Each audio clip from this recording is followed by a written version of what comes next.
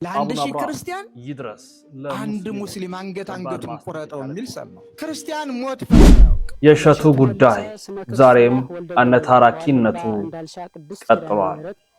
ታሶኝ የነበረው ማህተም ገነት አስገባችኋለሁ እያለ የሚገኘው ከዛ በፍሬም ሰላም እንደናችሁ ዱባይ ገብተናል። ውሃ እንዳይመስል በሃይላንድ ማርያም ጸበል ነው እንደምትመለከቱት።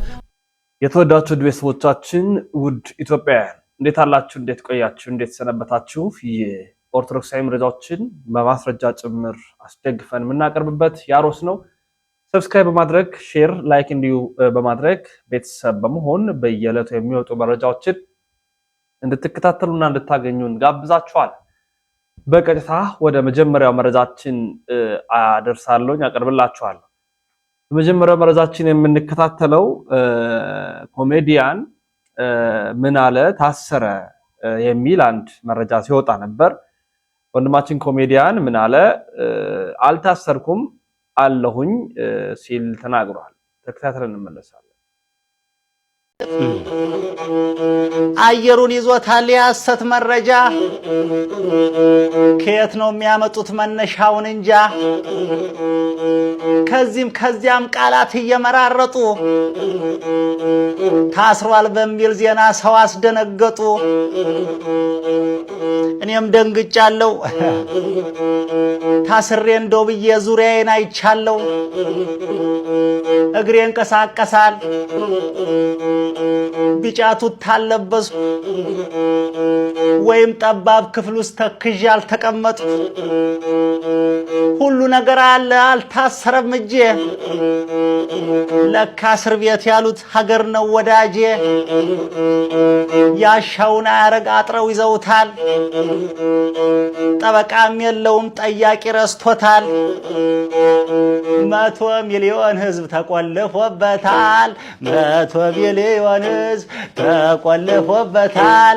ፍቅር የሰጠው ህዝብ ሰንሰለት ደርሶታል። ሁቤ ሆሆ እያለ መክረሙን መርጦታል። ሆሆ ሆባ አቤት አቤት። ኧረ የመሰንቆ አፈሪ ብላት እንደው ክራር ላድርገው እንዴት ነው ነገሩ? እንግዲህ ኮሜዲያን ምን አለን ሁላችንም እንደምናውቀው በቀልድ መልክ እያዋዛ እውነት የሚናገር እውነትን የሚያወራ ነው። እኔ መፈራው እግዚአብሔር ነው። የሰው ልጅ መፍራት ያለበት ቸሩ ፈጣሪን ነው እንጂ ሌላ ሰውን አይደለም። ሰውን ሊፈራ አይችልም፣ አይገባም። የተናገርኩትን አውቀዋለሁ፣ የተናገርኩትን አምንበታለሁ። በቀልድ መልክ ቢሆን ማውራው መሬት ላይ የወረደውን እውነት ነው። ሲሰሩ ያልቀለዱትን ስናገር ልፈራበት አልችልም የሚል ሐሳብ ያለበትን ሲናገር አድምጠናል። ሌላው በጣም ያስደነገጠኝ የሚሸጥ ጸበል በዱባይ ጸበል ኤክስፖርት ተደርጎ ማለት ነውር ተጀመረ። የሰሚናይ የስውሯ የምን ጸበል ተብሎ ዱባይ ላይ ኑና ከዚህ ሾፕ ላይ ግዙ አምጥተናል። ዱባይ ለምትገኙ ኦርቶዶክሳውያን እንኳን ደስ አላችሁ። ከሰሚነሽ የመጣ ከስውሯ የመጣ ከዚህ የመጣ ጸበል አለላችሁ። ዴሊቨር ማድረግ እንችላለን ምናምን ተጀመረ። ጸበል ማለት ያያያስ ከፍቶ ነገ ደግሞ ወደ ካህናቱ ወርዶ ካህናቱ ደግሞ ያው አሁን መናገር ማንፈልገው ሌላ ነገር ሊያደርጉ ይችላል። አይቃጠል በቀጠል ነው። አስቸኳይ ልባት ይሰጠው። እንደዚህ አይነት ነውሮችን እንታገል እናስቆም። የሚሸጥ ጸበል ዱባይ ላይ ተጀምሯል። ኢምፖርት ኤክስፖርት አሁን ጸበል ተጀምሯል። በምን አይነት ድፍረት ውስጥ እንዳለን መጣት በገንዘብ የሚሸጥ ይሆነ ማለት ለነገሩ ይበላል። እዚህ ያሉት ካህናቱ በቤተክርስቲያን አባቶች ሎሚ ይሸጣሉ፣ ጣፍ ይሸጣሉ፣ ዕጣን ይሸጣሉ፣ ቃሪያ ይሸጣሉ፣ ቅቤ ይሸጣሉ፣ ማር ይሸጣሉ። የተባረከ ይያሉ። ታዲያ እነዚህ ጸበል እንዴት ተሸጡ? ያዩትን ነው ያደረጉት። በአስቸኳይ እንዲታቀም እና ቪዲዮ ላሳያችሁ። ሰላም እንደናችሁ ዱባይ ገብተናል። ውሃ እንዳይመስል በሃይላንድ ማርያም ጸበል ነው እንደምትመለከቱት። በጥያቄያችሁ መሰረት ይዤላችሁ መጥቻለሁ። የምታገኙት ፍቅር አካውንት ገብታችሁ ቁጥሯን በመውሰድ እዚህ ጋር ቁጥሩ መዳኒያ ነው ብቻ ሊሸጡት እንዳይሆን በቄ ዲዛይን ምናምን። ስለዚህ ጸበሏን የስውሯ ማርያም እናታችንን ጸበል ልታገኙ ትችላላችሁ። 4 ተሽከርካሪበት አትሽከርከሪብኝ ይሄን ነገር ልጨርስ። ለማንኛውም ሁላችሁም ብላችሁ ደግሞ የቧንቧ ውሃ የስውሯ ማርያም ጸበል ነው ብላችሁ አስተዋውቃችሁ ልትሸጡ ነው እናንተ የማታፍሩ ሰዎች። ለነገሩ እነዚህ ጅል የማዳም ቅመሞች እውነት ነው ዝም ብለው ገንዘባቸውን ስለሚረጩ ደካማ ጎናቸውን አይታችሁ ገንዘባችሁ ልትበዘብዙ የተነሳችሁ ሌቦች ናቸው እንጂ በትክክል ስውሯ ማርያምን እንኳን የምታውቁ ሰዎች ብትሆኑ የስውሯ ማርያም ጸበል በሃይላንድ እንደማይቀዳው ጉዙ እንደሆነ ታውቁ ነበር። ግን እውነት ነው ይሄ ህዝብ እንደሆነ እንዲህ በቀላሉ የሚሸወድ ህዝብ ስለሆነ ነው እንጂ የአዲስ አበባ ሰው መቼም አይሸወድም። ያው አረቃችሁ ቢዝነስ መስራታችሁ ነው እና ቢዝነስ ፕላናችሁን በጣም ስላደንቀው አላልፍም። ለማንኛውም በነገራችን ላይ አንተ ወንዱም እሷ ሴቷ ምንም አይነት ደግሞ መንፈሳዊ ወዝ የሚታይባቸው ሰዎች አይደሉም። ስፔሻሊ የሷ የሆነ የሂውማን ሄር የምታስተዋውቅ ነው እንጂ እውነተኛ መንፈሳዊ ጸበል የተባረከ የተቀደሰ ለብዙዎች መዳን ምክንያት የሆነ ጸበልን አምጥታ የምትሰጥ አትመስልምና በጣም ይሄ ፕሮቴስታንቱ ቤት የምንጠላውን ይሄ በሃይላንድ ውሃ የሚሸጡትን ሰዎች አይነት ልምምድ እየመጣችሁ እዚህ ባተላምዱን ደስ ይለናል። እና ለማንኛውም እንግዲህ ይሄንን ጸበል ነው ብላችሁ የምትሸጡላቸው ከሆነ በዛውም እንግዲህ የገነት መግቢያ የቪአይፒ ቲኬት ካለ እሱንም አያይዛችሁ ሽጡላቸውና የበለጠ ውጤታማ ትሆናላችሁ። በአጭር ጊዜ የምትፈልጉትን ነገር ማሳካት ትችላላችሁ። ለማንኛውም የኦርቶዶክስ ተዋህዶ ጽድት ያለች እምነት ነችና በእናንተ አይነት ሰዎች እምነቷ መርከስ የለባትምና እናንተ ተዋርዳችሁ እምነቷን አታዋርዷት፣ አታሰድቧት። ማፈሪያዎች በጣም አስቸጋሪ ጊዜ ላይ ነው የምንገኘው። ብፁዕ አባታችን ይድረስ ለሙስሊሞች እንከባበር ከኛም ቤት እሳት አለ ሲሉ ተናግረዋል። ብፁዕ አባታችን ብፁዕ አቡነ አብርሃም እንግዲህ ብፁዕ አቡነ አብርሃም በመንበረ ፓትርያርክ በነበሩበት ጊዜ ተደጋጋሚ ጊዜ በብዛት ማለት በሚያስደፍር መልኩ ድምፅ አሰምተዋል። ስለ እውነት ቆመዋል። ታዲያ ብፁዕ አባታችን አሁን የነገሩን ነገር ቢኖር ዝምታ የሚያስፈራ አልሆን ብሏል። ተደፍረናል። አንድ ሰው እንዲህ ያህል ኦርቶዶክስን ገላለሁ እንዲህ ያህል ክርስቲያኖችን ገላለሁ ብሎ እስኪ መጻደቅ ደርሷል። የኛ ዝምታ የኛ መስራት አለመቻል ነው ይሄ ሁሉ ነገር እያመጣብን ያለው የሚል ምልከታ ያለበትን ሐሳብ ተናግሯል። ከኔም ቤት እሳት አለ የክርስቲያን ሞተ ለአንድ ሺህ ክርስቲያን አንድ ሙስሊም አንገቱን ቁረጠው የሚል ሰማው። ክርስቲያን ሞት ፈርቶ ያውቅ። እንደው የክርስቲያንን ጠባይ አለማወቅ አንዳንድ ጊዜ ሞኝነት ነው። ልዩ ልዩ አማኙ ሙስሊሙ እገልሃለሁ፣ አጠፋሃለሁ፣ አርዳሃለሁ የሚለው ይከብዳል። የእኔ እጅ ሙቅ ይዘዋል ሌላ ሌባ እንትኑ እረኛው ከብት ጠባቂው እየተነሳ ዝም ብሎ ይቀጠቅጠዋል። አረ ተወኝ አንተ ሰው ተወኝ ይላል። ዝም ብሎ ይለዋል። እኔ ተወኝ አልፈልግም ጸብ ሁከት ብሎ ይለምነዋል። አሁንም የለም። ታዲያ ይህን እጅ ሙቅ ይዟል መስለዋል የለና በለው ሲለው በቃው። አንዳንድ ወገኖቻችን ከኢትዮጵያዊው ማህበራዊ ኑሯችን ወጣ ያለ ያፈነገጠ እሰጥ አገባ አላስፈላጊ ፍከራ ሽለላ ይሰማልና ግዴላችሁም አይጠቅምም።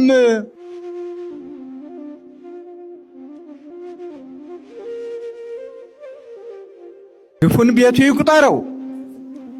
ሌላውን ትተን እውነት ከሆነ ወገናዊ ፍቅር የተለየውን ጥላቻና ደም ማፍሰስ እርሱት እንላለን። እንደ ኢትዮጵያ ኦርቶዶክስ ተዋሕዶ ቤተክርስቲያን እርሱት። መዋያ ማደሪያ ማምለኪያ ስታሳጣችሁ እጆቿን ዘርግታ የተቀበለች የወደዳችሁትን አምልኩ ብላ ቦታ የሰጠች የኢትዮጵያ ቤተክርስቲያን ናት። ለዚች እናት ቤተክርስቲያን አንገትሽን እንበልሽ የሚለው አንገቷን ቁረጥ የሚለው መልካም አይደለም። አንድን ዘር አንድን ሀገር ከምድረ ገጽ ለማጥፋት ብዙ የተደረገባቸው ሀገሮች እኮ አሉ። ዝም ብሎ አሁን አለ አይደል የተፈጠርን የኔ ቢጤው አሁን መቀለጃ የሆነው ቄሱም ዲያቆኑም መነኩሴውም አባቴ እባክህ አይገባም ብለህ ምከረው፣ ካህኔ ለአንተ አይገባም እንዲህ አይነት ብለህ አስተምረው።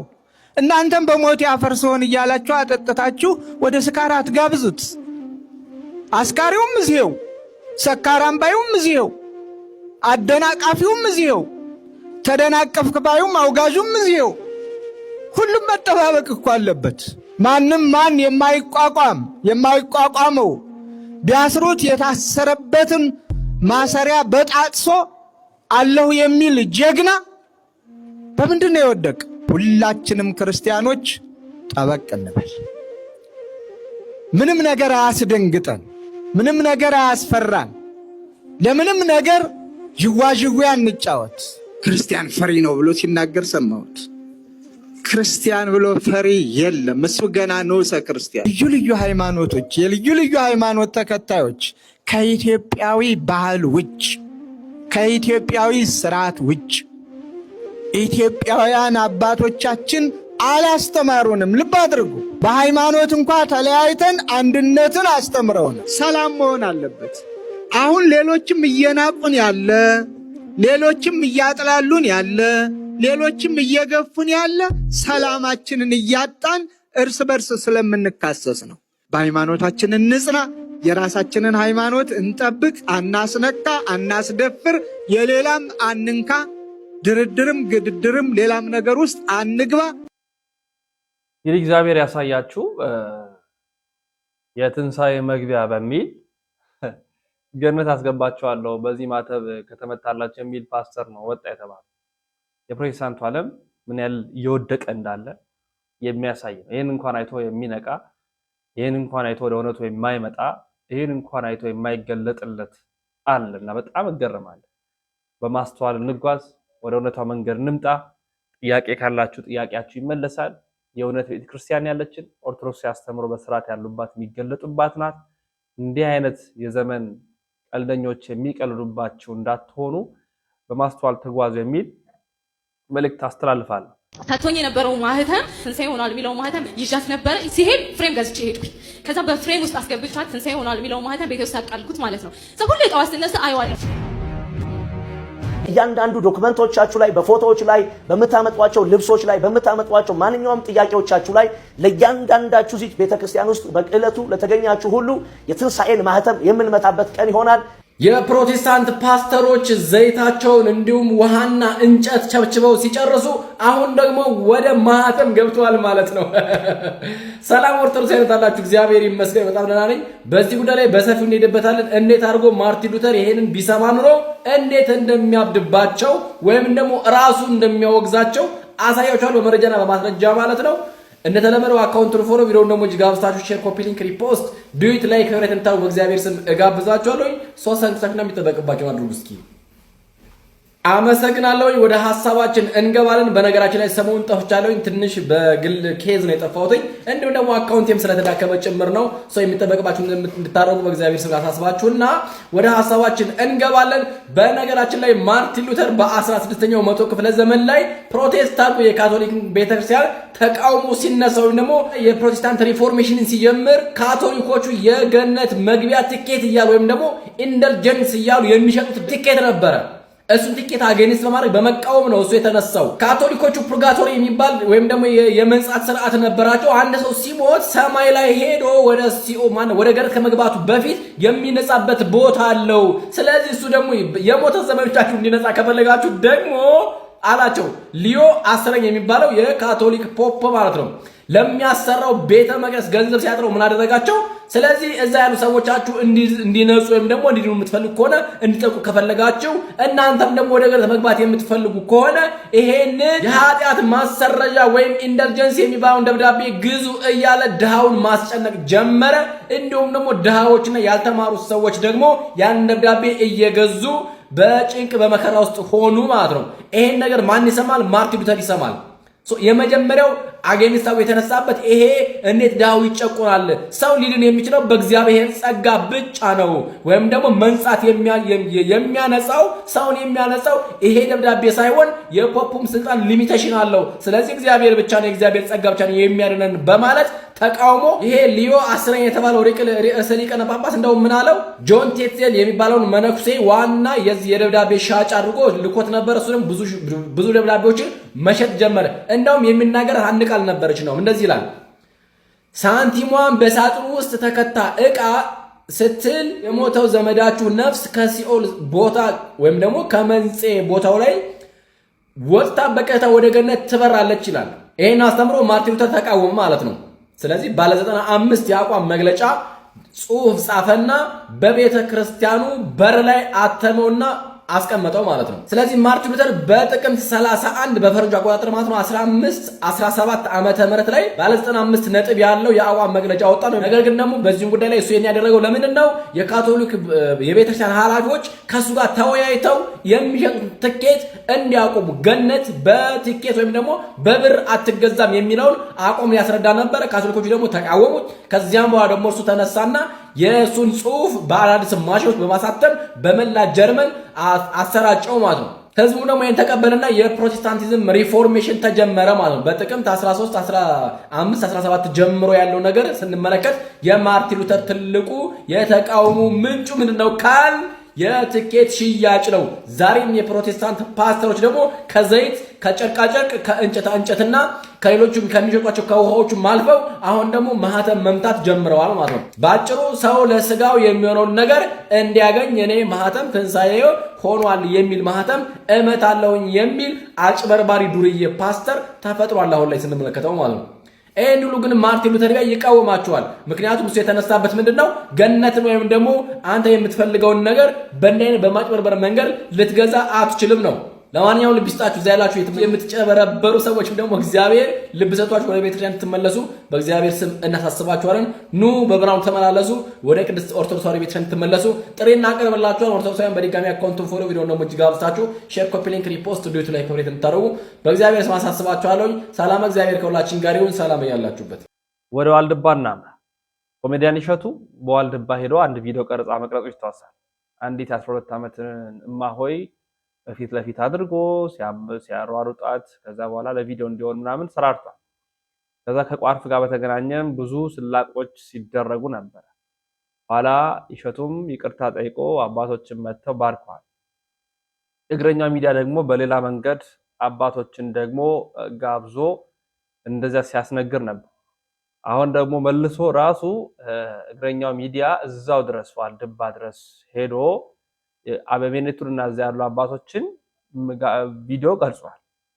ከዛ ሲነገር እንግዲህ እስከ መርገም ድረስ ደርሶበታልና ያ ቪዲዮ ደግሞ ትንሽ የሚያስደነግጥ ሆኗል። እንካተል።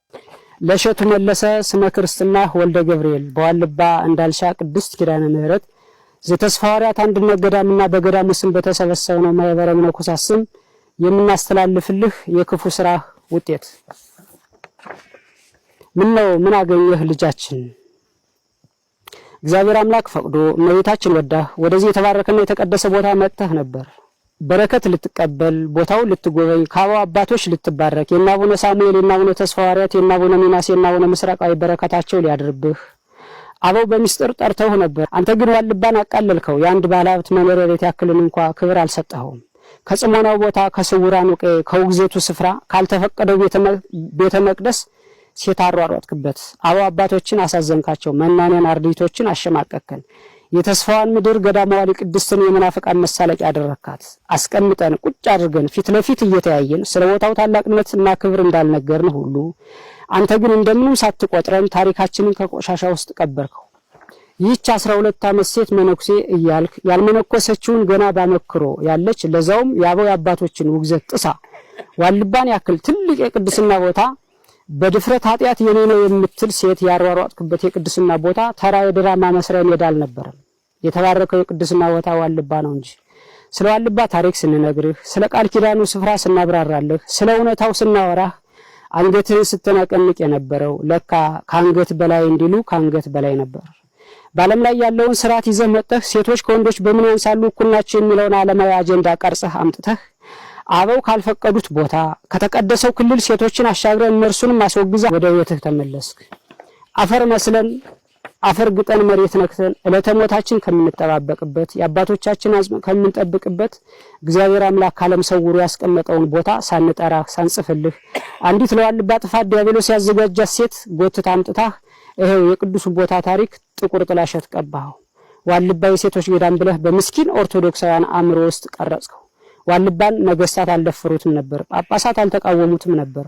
ሁሉም የሚያውቀው ዋልባ የራሱ ዳር ድንበር እንዳለው የራሱ የመተዳደሪያ ስርዓት አበው ህግ አበው እንዳለው ማንም ዘሎ ዘው ብሎ የማይገባበት የተከበረ ቦታ መሆኑን ነበር። አንተ ግን በዋልባ ስርዓት ፍጹም ነውር የሆነውን ስርዓት የከለከለውን ሴቶችን አጠራቅመህ ዋልባ የሴቶች አንድነት ገዳም የሚል አዲስ ነገር ለዓለም አስተዋወቅ። ህዝበ ኦርቶዶክሳውያንንም አደናገርክ። ለገንዘብ ስትል ይህን ክፉ የታሪክ ጠባሳ የታሪክ ብልሽት ጥለህ አለፍክ። አንከስህ አንደበት የለን በየትና ወዴት አድርገን ካሁን በፊት ሲፈርድ የነበረው ዛሬም እየፈረደ ያለው ነገም የሚፈርደው የዋልባ አምላክ በዚህ በተሰበሰብነው ማህበረ መነኮሳትና ባንተ መካከል በእውነት ይፍረድ። አሜን። ከትላንትና ወዲያ በድንገት አንድ ስልክ ወደ ዶንኪ ቲዩብ ተደወለ። የዋልድባ አብረንታንት መድኃኔዓለም አባቶች የይቅርታ ቪዲዮን ስላዩ ኮሜዲያን እሸቱን ማግኘት እንፈልጋለን ብለዋል የሚል መልእክት ነበረ። እኛ ያላችሁበት ድረስ እንምጣ የሚል ሐሳብ ስናቀርብ አይ ቢሮውንም በዛው መተን መባረክ ስለምንፈልግ እኛ ቢሮ እንመጣለን በአካል ግድ የለም ጠብቁን ብለው ቢሮ መጡ ማለት ነው የዋልድባ አብረንታንት መድኃኔዓለም አባቶች። እንግዲህ የሆነውን አይታችሁ ትደሰቱ ዘንድ እነሆ። ዋልድባ ሁለት የመነኮሳት ቡድን አለ። ቤተ ምናስ ተዋህዶ፣ ቤተ ጣማ ካቶሊክ። እኒህ በእግረኛው ሚዲያ ላይ የቀረቡት አባቶች ቤተ ምናሶች ወይም ተዋህዶች ናቸው። ቤተ ጣማዎች ግን በሚስጥረ ሥላሴ በነገረ ማርያም ላይ የሚከተሉት ትምህርት ወደ ካቶሊክ የሚያደላ መሆኑ ይታወቃል። ከቤተ ምናሶች እኩል መብት ተሰጥቷቸው በየተራ ቤተ መቅደሱን እንዲቀድሱበት ተወስኖ የጎሪጥ እየተሃዩ መኖር ከጀመሩ ብዙ አስርተ ዓመታት አልፏቸዋል። ቤተ ጣማዎች በአስተምሮታቸው ላይ ያለውን ኑፋቄ እንዲያስተካክሉ ቤተ ምናሶች ሲጠይቋቸው ወይም ሲቃወሟቸው ቶሎ ብለው ቤተ ምናሶች እኛን የሚቃወሙን ኑፋቄ ስላለብን ሳይሆን ትግሬዎች ስለሆንን በዘራችን ጠልተውን ነው በማለት ነገሩን ወደ ብሔር ፖለቲካ ያዞሩታል። ይህ የቆየ የደቂቀ እስጢፋኖስ ተልኮ ነው። ቤተ ክህነቱ ችግሩን የማይፈታው ለምንድን ነው ሲባል መልሱ በጥቅሉ ለቤተ ጣማዎች ስለሚያዳላ ነው የሚል ነው። ካቶሊክ በእኛ ቤተ ክርስቲያን በቂ ቦታ አላት። ምናልባትም የመንፈስ ቅዱስ ኃይል ገድቧቸው እንጂ አዛዥና ናዛዥ ካቶሊክ ናት ቢባል ማጋነን አይሆንም። ብዙ ቦታዎች የዋልድባን ሞዴል መከተል ከጀመርን በጣም ቆይተናል። በየአብያተ ክርስቲያናቱ ካቶሊክና ተሐድሶዎች ተዋህዶ መስለው አብረው መቀደስና ማስቀደስ ከጀመሩ ቆይተዋል። አልፎ ተርፎ በመድረክ ላይ ይሰብካሉ። የሁሉም ሃይማኖት ተከታይ የሆኑ ሚዲያዎች እያደነቁ እንዲናገሩላቸው ትውልዱ በአንድ ድምፅ የሚደግፋቸው የሚያደርጉ መንግስታዊ ድጋፍ ያላቸው ሰባኪ ተዋህዶ ሳይሆኑ ካቶሊክ ናቸው። ቤተ ክርስቲያን ኢትዮጵያዊ መሠረቷን ይዛ ከብሔር ከፖለቲካ ጸድታ በራሷ አቅምና ሀብት ራሷን ችላ ቁማ ለትውልድና ለሀገር እንድትተርፍ ሀገርና ሃይማኖት በሚል ኢኮሚኒዝም ቴዎሎጂ ስብከታቸውን ወጣቱን አደንዝዘው ይዘውታል። የግብፅና የግሪክ የቫቲካንና የሩሲያ አድናቂዎች ሆኖ ፈዞ እንዲቀርና የራሱን አስደናቂ መንፈሳዊ ታሪክ መሠረት ረስቶ እንዲከፋፈል ነው የሚፈልጉት። ተልኳቸውን እግዚአብሔር ይገልጠዋል፣ እየገለጠውም ነው። ኢትዮጵያዊነት የማይደራደሩ የተዋህዶ አባቶችን ግን የግል አመለካከታቸውን የሚያንጸባርቁ እየተባሉ ይሾፍባቸዋል። አጉል በኢትዮጵያዊነት ፍቅር ሰክረው የሚቃሹ ይባላሉ። በመደበኛ የቤተ ክርስቲያን ታሪክ ዕውቅና የሌለውን ታሪክ የሚተርኩ ተብለው ትውልድ እንዳይሰማቸው ይደረጋል። መደበኛው የቤተ ክርስቲያን ታሪክ እንዲሆን የሚፈልገው ጀዚዮቶች የጻፉልን የጦርነት የጣዖት አምላኪነትና የብሔር ተረት ተረት ነው። እግዚአብሔር ግን ይፈርዳል። እውነተኛ የኢትዮጵያዊነት የተዋህዶ እምነት ምስጢር ገና በሰፊ ይወጣል። እግዚአብሔር እውነት ነው። በጣም አደገኛ ሆኗል። ወደ ሌላ ነገርም ሳይሸጋገር አይቀርም። በጣም በጥንቃቄ መመርመር ያለበት ጉዳይ ነው። በተለይ በዋልድባ ላይ ያለው ነገር በጣም ጥናት የሚፈልግ እና ደግሞ ትውልዱ በንቃት ሊከታተለው የሚገባው ነገር ነው። እርግጥ ነው የዩቲዩብ መሸቀጫ የሆነ ገዳም ሆኗል። ምክንያቱም የዶንኪ ቲዩብም ሄዶ ሰርቷል። ደግሞም እግረኛ ሚዲያም የተካተለ የሰራ ነው። ቪወሮችም ቪዋቸውን የሚያገኙት እንደዚህ ሆነ እንደዛ ሆነ ሲሉ ነው። አባቶች ግን በብልሃት ቢንቀሳቀሱ ነገሮችን ቢመረምሩ ጥሩ ነበር። ቪዲዮ ላይ የወጡ ያልተገቡ ንግግሮችን ሲናገሩ አንዱ ለአንዱ የተቀባበለው የዩቲዩበሮች እና የቲክቶከሮች መታያ እንዳይሆን በጣም በጣም በጣም ጥንቃቄ የሚያስፈልገው እንደሆነ ለመግለጥ እወዳለሁ። ወደ ቀጣዩ መረጃችን ስናመራ በአንድ ወቅት እንዲህ ብሎ ነበር አባታችን ብፁዕ አቡነ አረጋዊ በረከታቸው ይደረባል። ግን አልተጠቀምንባችሁም። ለወደፊቱ ግን እግዚአብሔር በፈቀደው ቀን ይሆናል። የሌሎች አሃታ ቤተክርስቲያናት ያላቸውን የሥራ ልምድ ብንነግራችሁ የሰንበት ትምህርት ቤት አባላቱ የሚሰሩት ስራ ተጽዕኖአቸው እጅግ ከፍተኛ ነው። ግብፅን ለመውሰድ የኮፕቲክ ኦርቶዶክስ በጣም የተደራጁ እና በሁሉም ዘርፍ አቅም ያላቸው ቤተክርስቲያንን የሚደግፉና ለቤተክርስቲያን ልሳን የሚሆኑ የሰንበት ትምህርት ቤት ወጣቶች ናቸው። በሙያቸውም ቤተክርስቲያንን የሚያገለግሉ እና ሌሎች አሃታ ቤተክርስቲያናት በወጣቶቻቸው ይኮራሉ። እኛም እንኮራለን። ማደራጀት ግን ያስፈልጋል። የሕክምና ባለሙያዎችን አንድ ቦታ፣ የሕግ ባለሙያዎችን አንድ ቦታ፣ ኬሚስቶችን አንድ ቦታ፣ ሁሉም የቤተ ክርስቲያን ነው። ግን አልተጠቀምንባቸውም። ለወደፊቱ ግን እግዚአብሔር በፈቀደው ቀን ይሆናል። እንደነ መልአከ ገነት አይነቶቹ ደግሞ ይጠቀሙባቸዋል። ያ ደግሞ ለቤተ ክርስቲያን ትልቅ ክብርና ሞገስ ነው። ማደራጀት ያስፈልጋል። አንድ መሆን አለብን። በየሰንበት ትምህርት ቤት ውስጥ የሚደረጉ ነገሮች የህግ ተቋማት ሊኖራቸው ይገባል። የዶክተሮች የህክምና ተቋማት ሊኖራቸው ይገባል። የሳይካትሪስቶች ካውንስሊንግ ተቋማት ሊኖሩ ይገባል። የነጋዴዎች ትስስሩ በጣም መጠንከር አለበት። የሌሎች አሃታ ቤተክርስቲያናት ላይ ያደግንበት የበለጸግንበት አካሄድና መንገድ ይሄ ስለሆነ አሁንም በዚህኛው ላይ በሰንበት ትምህርት ቤት ውህደት ውስጥ ይሄኛው መጠናከር አለበት በሚል ተናግረዋል ማለት ነው። በመጨረሻ የተሸጠውን አዳራሽ ለኦርቶዶክስ ቤተክርስቲያን የተሸጠውን የፕሮቴስታንት አዳራሽ እንደሚከተለው ያሳያል። ማን የተሸጠውን አዳራሽ ዛሬ በጠዋቱ ሀገር ሰላም ብዬ ማህበራዊ ሚዲያ ላይ እስቲ ምን አዲስ ነገር አለ ብዬ ፌስቡክ መክፈት ልክ ስከፍት አንድ አስገራሚ ዜና ነበብኩ። ይህም ዜና ምንድነው?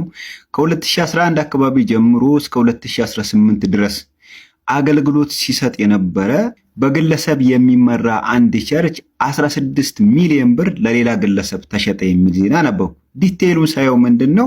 ከ2011 ጀምሮ ሰዎች ይገለገሉበት ነበረ፣ ህብረት ያደርጉበት ነበረ። የቸርቹ ባለቤት ግን ህዝብ አልነበረም። የግል ሶኮልድ ባለራይና መስራች ነበረው። ይሄ ባለራይና መስራች ያንን ቤተክርስቲያን 16 ሚሊዮን ብር ለግለሰብ ሽጦት ላጣለ። ከዛ በኋላ ያንን ቦታ የገዛው ዶክተር ስለሆነ አዳራሹን በምትመለከቱት መልኩ አፍርሶ አሁን ክሊኒክ እየገነባበት ነው የሚል ዜና ነበብኩና ባለፈው ከአያት 49 ኮንዶሚኒየም ጉዳይ ጋር በተያያዘ አንድ ቪዲዮ ሰርቼ ነበረ። ከዛ ቪዲዮ ጋር በተያያዘ አንዳንድ አክራሪ ጴንጤዎች በውስጥ መስመር የጻፋችሁልኝ አንዳንድ ነገር ነበረ። ቤተክርስቲያን ሲፈርስ ደስ ይልሃል ወይ ምናምን ያላችሁ ጉዳይ ነበር። እኔ እዚች ምድር ላይ ቤተክርስቲያን መስራችና ባለራይዋ ኢየሱስ ክርስቶስ ነው ብዬ ነው ማምነው።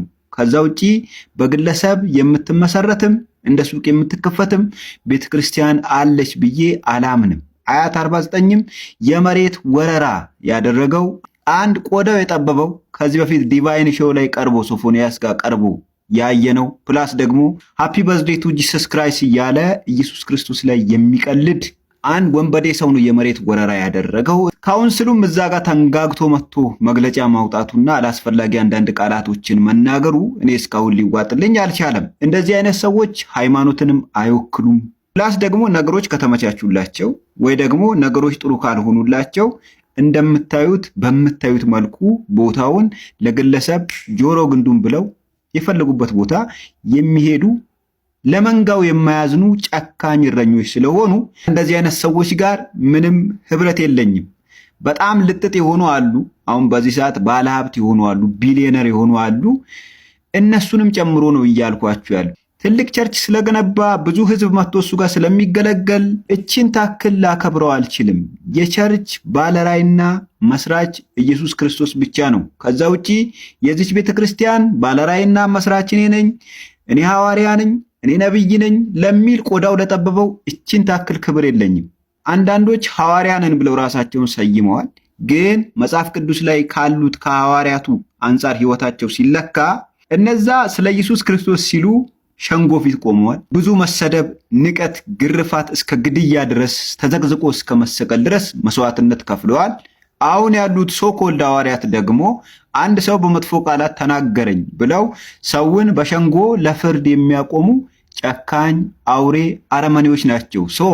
አሁን እነሱን ነካህ ብላችሁ በውስጥም የላካችሁልኝ ኮሜንት ላይ የሰደባችሁኝ ሰዎች ትንሽም ሆኑ ትልቅ አዳራሽ ኖራቸውም ትንሽ አዳራሽ ሸራም ወጥሮ አገለገለ ስቴዲየም ላይ አገለገለ ለነሱ እቺን ታክል ቅንጣት ታክል ክብር የለኝም። እውነቴን ነው የምነግራችሁ። የኔ እዚህ ላይ ያለኝ አቋም ይሄ ነው። አንድ ቀን ሁኔታው ሲመቻችላቸው ወይም ደግሞ ሁኔታው ሲከፋባቸው በዚህ መልኩ አዳራሻቸውንና አዳራሽ የሰሩበትን ቦታ ሽጠው ምዕመኑን ወይም ደግሞ መንጋውን በትነው የሚሸሹ ጨካኝ አውሬዎች ናቸው። ስለዚህ በእንደዚህ አይነት ጨካኝ አውሬዎች የምትነዱ መንጋዎች እባካችሁ ራሳችሁን ታደጉ ልላችሁ ነው። ይመቻችሁ። መልካም ቀን። ቤተሰቦቻችን የዛሬ መረጃዎቻችን ይህን ይመስላሉ። በሌሎች መረጃዎች እንመለሳለን። እስከዚያ ድረስ የሰነባበትን ሰናይ